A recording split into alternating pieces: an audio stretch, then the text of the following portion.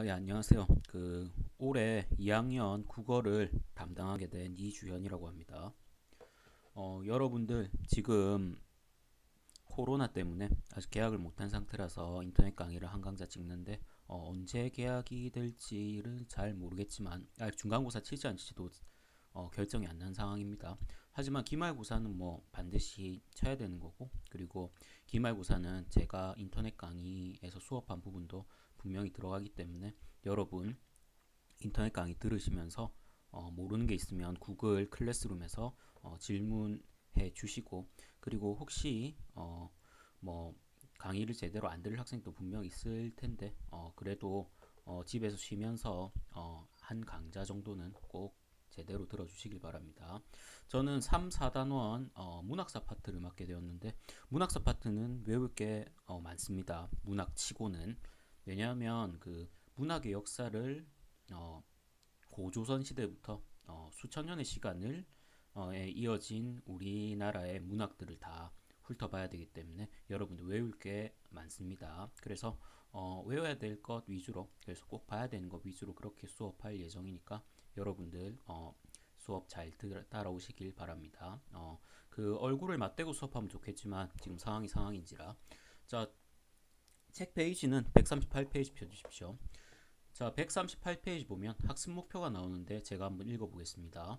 주요 작품을 중심으로 하여 한국 문학의 갈래별 전개와 구현 양상을 탐구하고 감상한다. 자, 그래서 138페이지 첫 번째 학습 목표를 보시면 제일 중요한 건 이건 것 같아요. 한국 문학의 갈래별 전개와 구현 양상. 요게 제일 중요하고 쌤, 한국문화의 갈래별 전개가 뭐예요? 라고 한다면 그 1학년 때 아마 배웠을 겁니다. 그 한국문학에는 큰 네 가지의 갈래가 있는데 바로 서정, 서사, 극, 교술 네 가지입니다. 문학이란 게 뭐냐? 자, 문학이란 게 뭐냐면 자, 문학이란 건 사상이나 감정을 언어로 표현한 예술 작품을 바로 문학이라 합니다. 우리나라, 그러니까 우리 민족이 수많은 문학 작품, 그러니까 언어로 표현한 수많은 예술 작품들이 많겠죠, 그죠? 수천 년간 지내왔으니까요. 그래서 우리들은 이 문학 작품에 대해서 하나 하나 하나 그 특징을 파악하면서 배우면 다 못하겠죠, 그죠? 몇만 작품, 수십만 작품이 될 거니까 배울 수가 없기 때문에 우리들은 어떻게 배우냐면 바로 갈래를 나누어서 그래서 문학은 어디까지이고, 그리고 그 문학의 특징이 무엇인지 파악하여 공부하기 쉽게 하기 위해서 문학을 네 가지로 분류해서 나눕니다. 자, 쌤 왜 나눠요? 라고 하는데 나누면 공부하기 편해요. 나누면 이해하기 쉽고. 자, 그래서 여러분들이 치킨을 시킨다 할 때, 여러분 치킨 시킬 때 우리나라에는 수많은 치킨집들이 있죠, 그죠? 수천 개가 될 건데 종류만 하더라도. 그런데 수천 개의 치킨을 시켜도 여러분들이 후라이드 치킨을 시키면 아마 지금 동그라미 친 이런 게 올 거예요. 여러분들이 새로 토월 치킨이 생겼다 치고 새로 토월 치킨을 시켜도 양념치킨을 시키면 아마 왼쪽에 빨간 녀석이 올 겁니다. 간장을 시키면 오른쪽 요 녀석처럼 올 거고요. 그런데 여러분들이 후라이드 치킨을 시켰는데 밑에 이 녀석이 왔어요. 구운 치킨이. 여러분들 황당하겠죠, 그죠? 왜 황당하느냐면 여러분들 머릿속에는 양념치킨은 이러하다, 후라이드 치킨은 이러하다, 그리고 간장치킨은 이러하다, 그리고 구운 치킨은 이러하다, 이런 것에 대해서 뭐가 나누어져 있냐? 치킨의 갈래가 나누어져 있기 때문입니다. 여러분들이 이 치킨의 갈래가 머릿속에 완전히 이해가 되어 있기 때문에 우리는 다른 어느 치킨을 본다 하더라도 수많은 치킨집이나 뭐 BBQ, BHC 뭐 다양한 치킨들이 있는데 치킨 모양만 봐도 이거 저도 어디 치킨인지 모르겠지만 이거 봐도 후라이드 치킨인지 아는 겁니다. 아시겠습니까? 그리고 후라이드 치킨의 특징이라든지 맛, 생긴 모양, 그리고 뭐 후라이드 치킨이 어떻게 만들어지는지 특징, 뭐 중요한 점 이런 것들 후라이드 치킨 하면 다 알게 계시겠죠, 그죠? 어떤 후라이드 치킨이 나타난다 하더라도 바로 이렇듯 문학의 갈래를, 치킨도 어마어마한데 문학은 더 어마어마하겠죠. 이 문학을 어떻게 나누냐? 바로 네 가지로 나누게 되겠습니다. 네 가지로. 그래서 문학갈래를 1학년 때 서정, 서사, 극, 교술. 극은 희곡이라고 합니다. 극, 교술 요 네 단계로 나누기로 했습니다. 원래 요거는 그냥 지나가면서 들으셔도 되는데 원래는 어떻게 했었냐면 산문, 율문, 이단 구분이 이병기, 뭐 장덕순 요건 그 주장했었던 학자 이름들이에요. 고등학교에서 배우는 내용들은 학문이랑 관련이 있습니다. 그래서 원래는 산문, 율문 그러니까 2단 구분했었다가 서정서사극 3단 구분했었다가 결국 요걸로 이건 외워두셔야겠죠, 그죠? 서정서사 극교술 희곡은 뭐 극이라고도 하는데 요 4단 구분은 꼭 아셔야 되고 왜냐하면 그냥 넘어가듯 들으세요. 그래서 산문은 그냥 줄줄 쓴 글이에요. 그리고 운문은 그냥 리듬이 있는 글이죠. 그런데 수많은 문학 작품이 있는데 산문으로 따지자면 여러분들이 쓰신 뭐가 있느냐면 일기가 있죠, 그죠? 그리고 또 산문에 뭐가 있느냐면 줄줄 쓴 글로는 소설이 있죠, 그죠? 그 두 가지 똑같은가요? 안 똑같죠, 그죠? 그 둘은 너무나도 다른 내용이죠, 그죠? 왜냐하면 소설은 꾸며낸 글이고, 그리고 여러분들이 쓴 일기는 사실이니까요. 완전히 다른 내용이죠, 그죠? 그래서 사람들이 산문율문 이거 딱 보면 구분법이 딱 완벽하잖아요, 그죠? 리듬감이 있으면 율문, 리듬감이 없으면 산문. 이러면 좋긴 좋은데 이러니까 뭘 담을 수도 없었냐면 뭐 그 연극이라든지 연극도 문학 같은데 연극은 왜 안 배워줘? 그런 것도 있고 그리고 산문 안에 종류도 많은데 왜 하나로 묶어? 이런 불만이 많아서 3단 구분이 나왔어요. 전 세계적으로 3단 구분 많이 쓰는 편입니다. 서정은 뭘 나타낸 거냐면 바로 감정을 나타낸 문학을 바로 서정이랍니다. 그리고 서사는 바로 뭐냐면 바로 이야기를 글로 써서 꾸며낸 걸 바로 서사라고 합니다. 극은 뭐냐면 그 이야기를 꾸며낸 것을 누가 보여주냐면 바로 연기자들이나 카메라가 보여주는 걸 바로 우린 극이라고 합니다. 이렇게 3단 구분을 하기로 했었는데 애매한 게 있었단 말이에요. 요건 다 까먹으셔도 돼요. 하지만 요 4단 구분 아셔야 돼요. 서정, 서사, 극, 교술. 요 4단 분류는 아셔야 됩니다. 쌤, 뭐가 추가됐나요? 하니까 바로 교술이 추가됐죠. 교술. 교술이라는 놈이 추가가 됐는데 교술이 추가되면서 뭘 넣어줄 수 있었냐면 여러분들이 옛날에 썼던 일기도 잘 쓰면 언어 예술이 될 수 있죠, 그죠? 근데 옛날에 서정서사 그 요걸로 해버리면 일기를 문학 예술 장르로 넣어줄 수가 없었어요.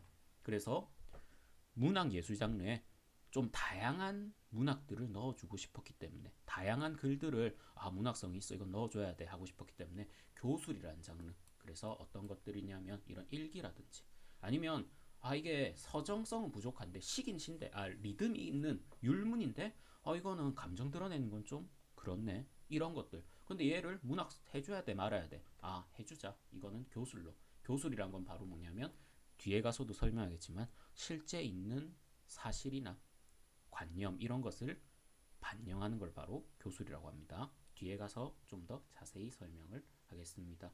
그래서 서정서사 극교술에 대한 어려운 설명이 있었는데 이거는 나중에 다시 할 겁니다. 요거 멈춤하시고 쓰는 학생들인데 쓰지 마시고 나중에 계약하면 더 필요하면 할 것이고 제가 볼 때 이 정도까지는 몰라도 될 것 같습니다. 학원 가면 이런 걸 가르치긴 하는데 내용이 너무 어렵고 여러분들이 더 이해하기가 힘들어지기 때문에 나중에 필요하면 하기로 하고 요거는 다음에 하기로 하겠습니다. 지금까지 서정사 극교술 네 가지로 나눈다는 거 1학년 때 배웠던 거 다 까먹었을 것 같아서 한번 이야기하고 짚고 넘어갔습니다. 자, 두 번째 학습 목표 보겠습니다. 다시 교과서 138페이지로 돌아와서 자, 138페이지 보시면 한국 문학 작품에 반영된 시대 상황을 이해하고 문학과 역사의 상호 영향관계를 탐구한다 했는데 이것 또한 중요합니다. 자, 그래서 중학교 3학년 때 배웠을 거예요. 반영론적 관점이라고 존재했었습니다. 반영론적 관점. 문학을 해석하는 데 있어서 문학 작품뿐만이 아니라 문학 작품이 써질 때 있었던 역사적 사건이나 사회적 현상들이 문학 작품에 반영되니까 문학 작품을 이해하려면 당연히 문학작품이 지어질 때 있었던 역사적 사실을 파악해야 된다. 이게 바로 반영론적 관점이었죠. 그죠? 그래서 이번 단원에서 또 중요하게 여기는 게 바로 시대 상황이 어떻게 문학에 반영됐는가. 그래서 이 두 가지를 연관지어서 해석하는 법. 요것도 중요하게 배우겠습니다. 그래서 우리 민족들이 우리 민족이죠. 그죠? 우리 민족들 애매한데 우리 민족이 겪었던 수천 년간 여러 사건이 있었어요. 일제강점기. 그때 문학들 보면 다 일본 순사가 독립군들을 괴롭히거나 아니면 근대화 시기에 겪는 사람들의 혼란들, 사회 문화적 상황이 드러나 있고, 그리고 임진왜란이라든지 병자호란, 큰 전쟁을 겪게 되면 거기에 대한 내용들이 어디에 나타나게 되냐면 여러 가지 소설이나 시에 나타나게 됩니다. 임진왜란이 끝나니까 뭐가 나왔냐면 사명당전, 사명대사가 일본 군인을 무찌르고 다닌다거나, 병자호란이 끝나니까 임경엽전, 임경엽이라는 장군이 청나라 군사들을 혼내주는 그런 소설들이 나왔죠. 그죠? 이런 것들이 바로 시대 상황이 소설이나 시 이런 것들 문학 작품에 반영되는 거라고 보시면 되겠습니다. 그래서 이번 단에 제일 중요한 거 첫 번째, 갈래별로 우리 문학을 나누고 그 갈래가 어떻게 역사적으로 변해왔는지 이걸 파악하는 거 첫 번째. 그리고 두 번째, 사회의 역사적 상황이 어떻게 문학 작품에 반영되었는지 이게 두 번째입니다. 이 두 가지는 당연히 합치면 시험 문제 네다섯 문제쯤 나올 거니까 이게 다겠네요. 이게 정말 많이 나올 거니까 제가 찍어주거나 수업하는 내용들 꼭 알고 계셔야 될 겁니다. 자, 밑에 거 이 단원에서는 한번 읽어볼게요. 자, 한국 문학은 한국인의 사상과 정서를 담은 것으로서 오랜 세월 한국인의 삶과 함께 이어져 왔다. 연시 시대에서 지금에 이르기까지 우리 민족이 생산하고 혁명 방대한 문화의 물약을 우리는 서정, 서사, 극, 교술의 네 가지 갈래로 나눌 수 있다. 자, 요거는 꼭 아셔야 됩니다. 아까 치킨 이야기하면서 이야기를 했었는데 이거 머릿속에 여러분들 치킨 갈래가 나뉘어져 있듯이 우리 머릿속에 서정, 서사, 극, 교술 네 가지의 문학 갈래가 큰 문학 갈래가 나뉘어져 있어야 된다. 아시겠습니까? 그리고 이 문학 갈래들은 하위 갈래 또는 역사적 갈래를 거느린다. 자, 예를 들어 제망매가, 가시리아 같은 기본 갈래는 서정 갈래에 속하지만 하위 갈래로는 향가와 고려 속에 속한다. 후라이드 치킨 안에 뭐가 있느냐면 BHC 뭐 후라이드 치킨이 있고 그리고 BBQ 치킨, BBQ 후라이드 치킨도 있고, 그죠? 뭐 해바라기 치킨이라든지 아니면 뭐 그런 것들이 있죠, 그죠? 그래서 종류의 하나의 서정이라는 갈래 안에 다양한 세부 갈래가, 하위 갈래, 역사적 갈래가 존재하는데 장르라고도 합니다. 갈래는 장르라고도 하는데 요 내용들이 많이 들어가 있다는 거 외워야 되냐고요? 당연하죠, 그죠? 역사 파트니까, 문학사 파트니까. 자, 그래서 이런 갈래를 나눈 거 아까도 이야기했듯이 갈래를 나누면 체계적으로 문학 작품을 파는데 유용하다 이 말입니다. 그래서 서정 작품이니까 이럴 거야. 근데 그 시조 안 배웠는데, 향가 안 배웠는데, 그거 서정 갈래라서 요즘 우리가 배우는 현대시랑 비슷해. 이렇게 하면 여러분들이 뭐 하기 쉽다? 이해하기가 쉽겠죠, 그죠? 고전 소설 나 잘 모르겠는데 그거 현대 소설 서사랑 비슷해. 비슷한 거야. 그럼 알기 쉽겠죠, 그죠? 여러분들이 뭐 하듯 새로 생긴 치킨집에 가서 먹을 때 이건 후라이드 치킨이구나 라고 쉽게 알 수 있듯이 말이죠. 자, 그 다음 문단 가볼게요. 대부분의 문학작품의 시대상황. 요거 학습 목표 두 번째랑 연관되어 있죠. 반영론적 관점. 그 반영을 삼기면 문학작품을 잘 이해할 수 있고 문학과 역사의 상호 영향관계에 대해서 알 수 있다. 자, 그래서 이 단원에서는 대표적인 작품을 감상하며 문학사에서 이 네 갈래가 어떻게 전개되어 왔는지 삼키고 문학과 역사의 상호 영향관계에 대해 공부한다. 자, 그래서 넘어가 봅시다. 139페이지. 138페이지에는 두 가지 중요하다 했어요. 갈래가 어떻게 전개되어 왔는지, 그리고 시대 상황이 어떻게 문학작품에 반영되어 있는지.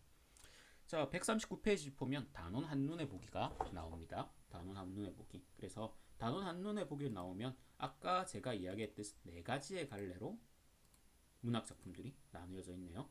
간단하게 설명하고 갈게요. 서정은 감정을 드러내는 갈래. 서사는 이야기를 하는데, 이야기를 해주는데 서술자가 있으면 서사 갈래. 이야기를 해주는데 서술자가 없이 연극 배우들이 연기로 보여준다면 그 갈래. 그리고 교술 갈래가 뭐냐면 실제 있었던 사실이나 관념 이런 것에 대해서 이야기를 하면 바로 교술 갈래입니다. 간단하게 이야기하자면 정말 간단하게 이야기하자면 자 그래서 요 갈래에 따라서 이번 단원 3단원이 나뉘어질 건데 보시면 1, 2, 3, 4, 1, 2, 3 이렇게 있는데 어떤 식이냐면 1, 2 뭐 앞쪽에 건 고전이고 뒤에 건 현대예요. 앞쪽에 건 고전, 뒤에 건 현대, 앞쪽 현대, 뒤엔 현대. 그래서 요런 서정서사 극교술 내 갈래에 따라 어떻게 변화해 왔는지 요걸 파악하는 것이 이번 단원에서 중요하다라고 보시면 되겠습니다. 그래서 이 얘네들 간에 공통점이 있고 차이점이 있을 거 아니에요. 이런 것들을 파악해 주는 게 중요하다고 볼 수 있겠습니다. 자, 그럼 밑에 갈래별로 자신이 좋아하는 작품들을 하나씩 들어보자는데 한번 써보시고 그리고 문학 작품과 시대 상황은 어떤 관련이 있다고 생각하는가 한번 써보시고 그리고 질문 형식으로 뭐 알고 싶은 내용, 흥미를 느낀 내용인데 한번 써보시기 바랍니다. 그 수업 내용은 수업 동영상은 잠시 멈춰놓고 한번 자유롭게 써봅시다. 자, 다 쓰셨습니까? 다 쓰셨으면 몇 페이지 펴시냐면 140페이지 서정갈래 흐름으로 들어가 봅시다. 자, 서정갈래 흐름이 나왔는데요. 자, 학습 목표 첫 번째, 주요 작품을 중심으로 하여 서정갈래의 흐름을 파악한다.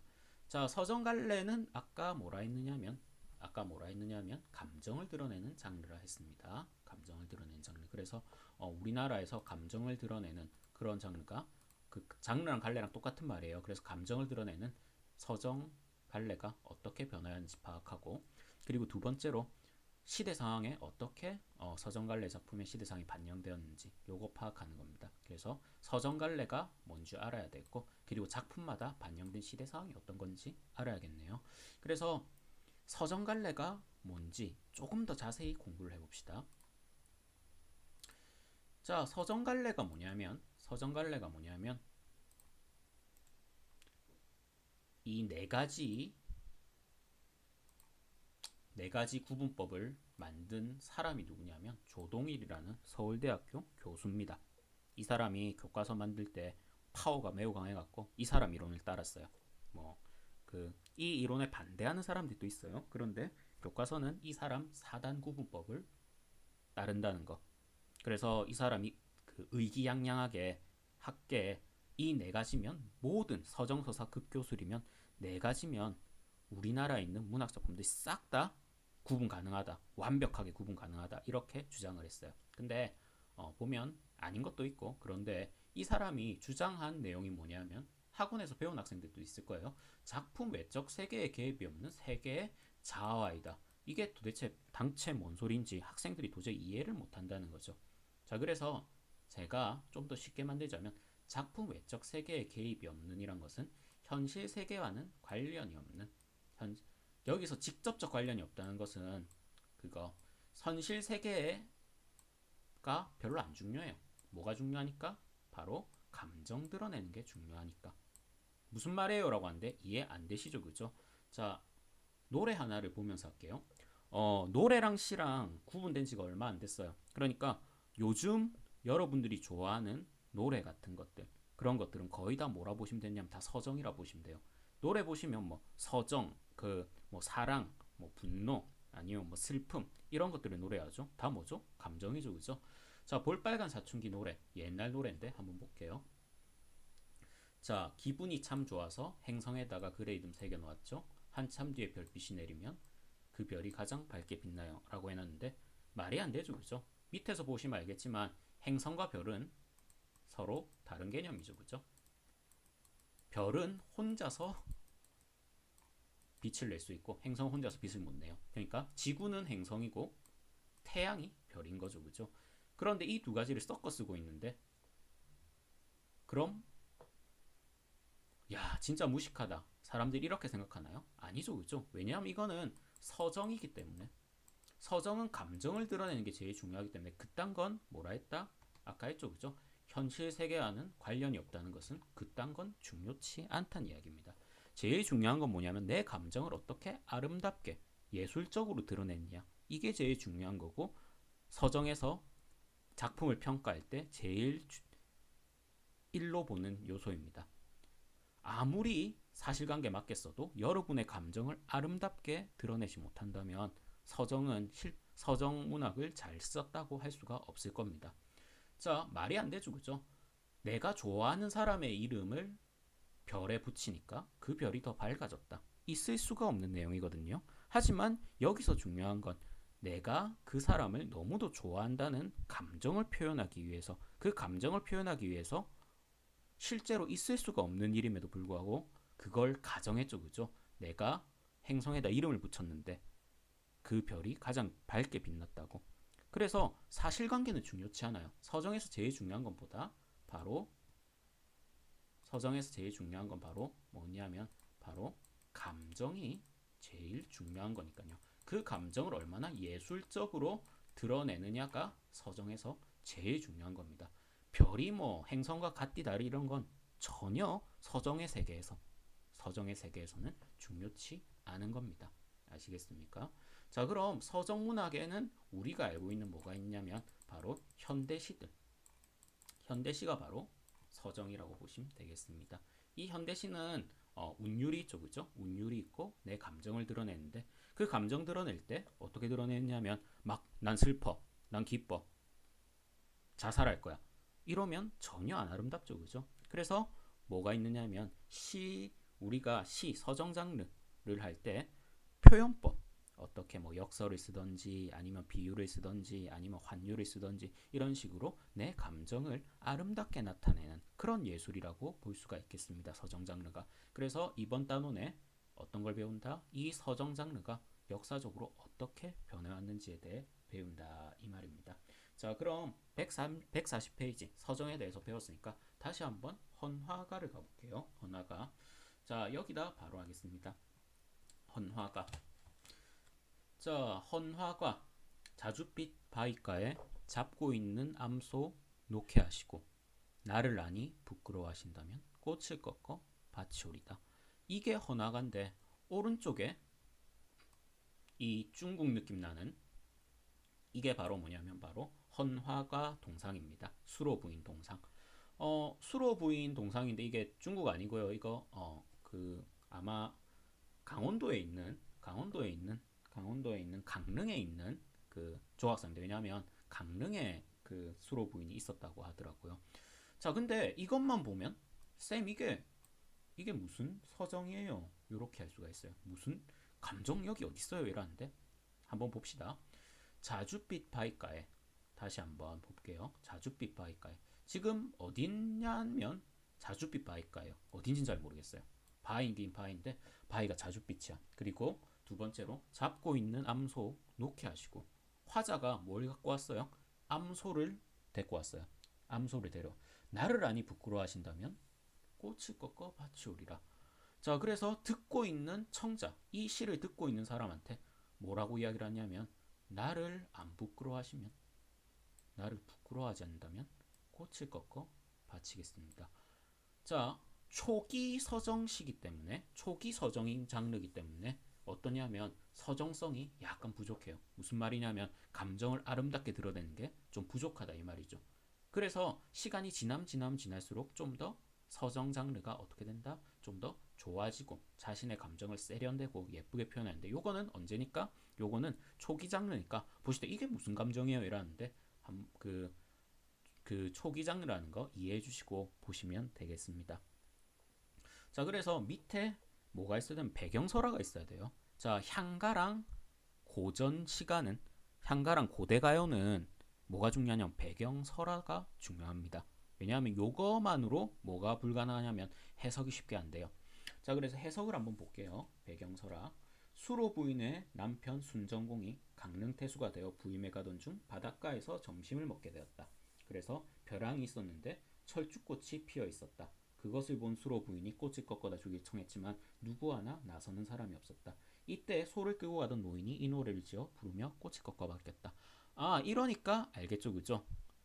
어떤 노인이, 비범한 노인이 그 누구도 닿지 못하는 절벽에 있는 꽃을 꺾어서 아름다운 수로 부인에게 꺾어 바치면서 수로 부인에 대한 사랑을 노래했다. 뭘 통해서? 꽃을 통해서.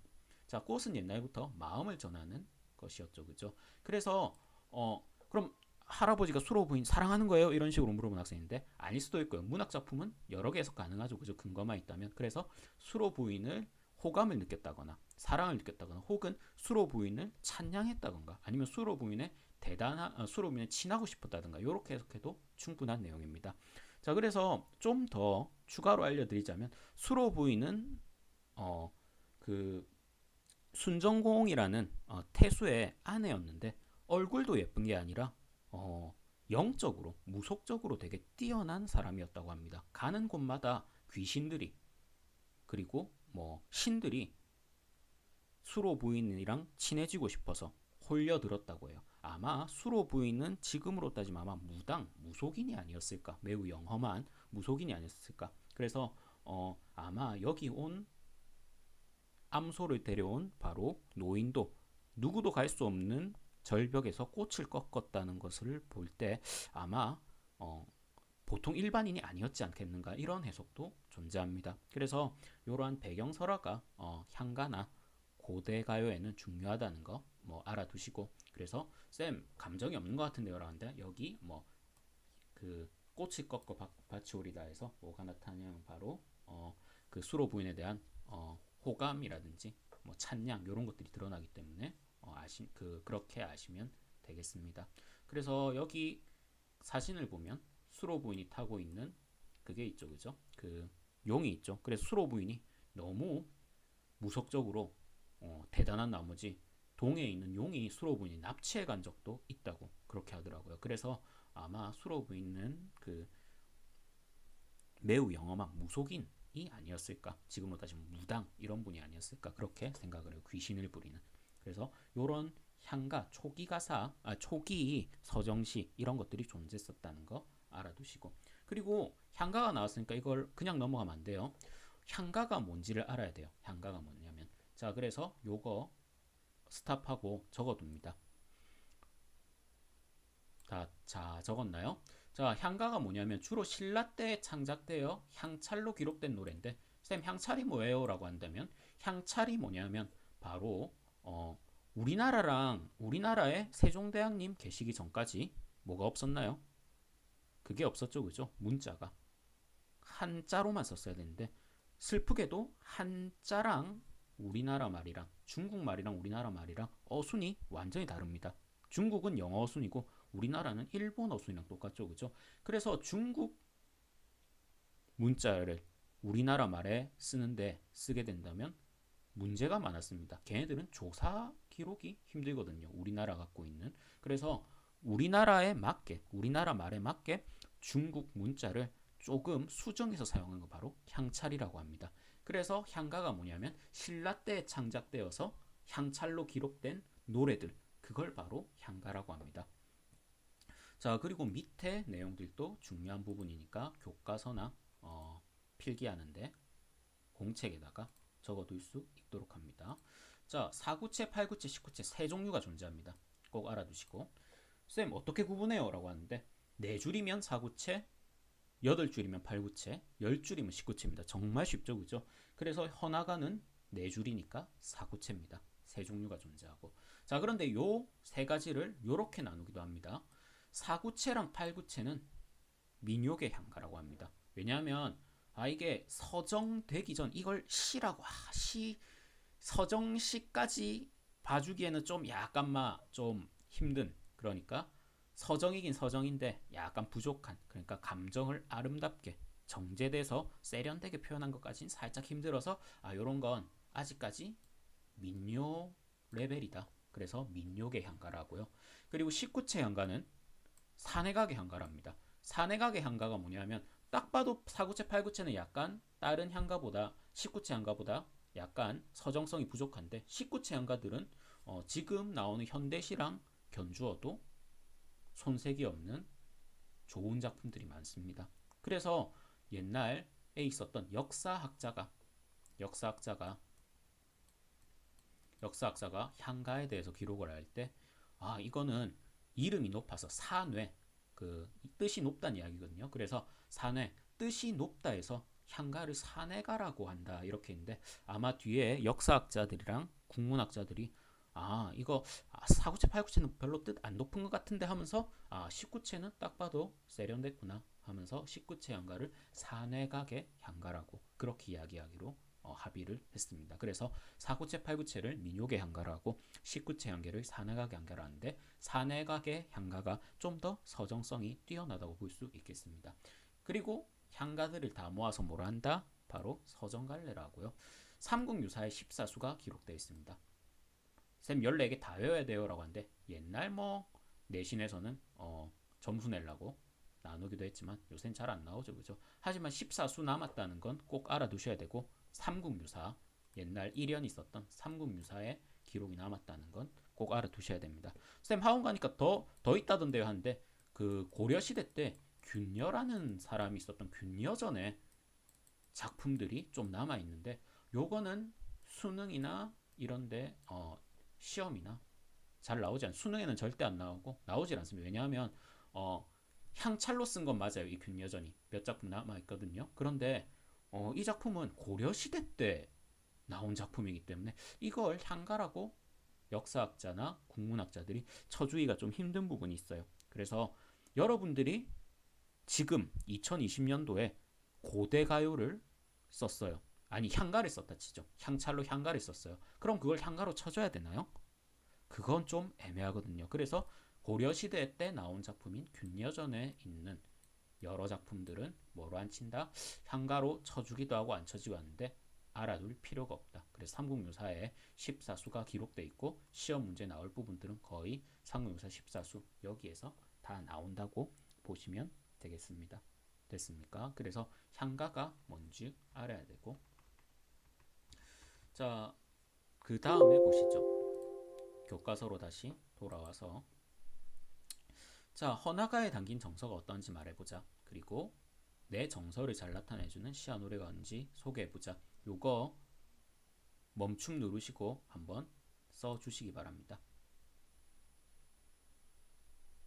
자, 다 하셨나요?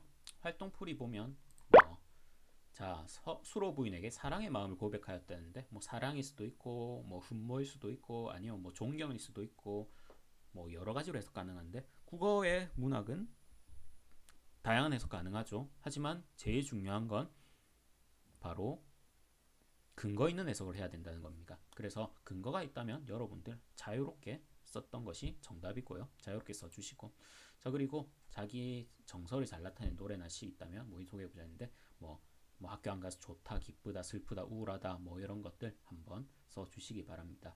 됐습니까? 자 그럼 오늘 수고하셨고 다음 시간에 뵙겠습니다. 여러분들 학교 오기 전까지 복습하실 분은 복습하시고 책을 꼭 한번 읽어 주시고 수업을 들을 수 있도록 합니다. 자 마치겠습니다.